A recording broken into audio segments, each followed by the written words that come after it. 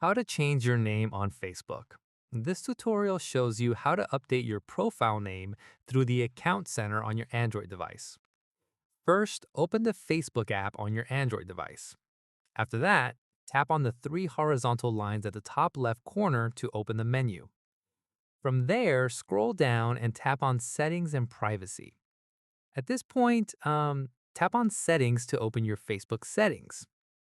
In the next step, scroll down and tap on Account Center. Following this, tap on Personal Details to open your personal information. Once done, tap on Name to open the name settings.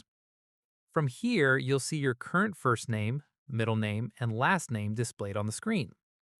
At this stage, tap on each field and update your name to whatever you want it to be. After this, tap on Review Change to preview how your new name will appear on your profile. Once completed, enter your password to confirm the change. Finally, tap on Save Changes to apply your new name and it will be updated on your Facebook profile right away.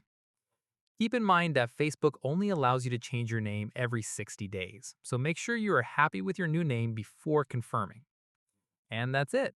If this Facebook guide helped you update your profile name, give it a like, subscribe for more Facebook tutorials, and tap the bell icon for updates. See you in the next one.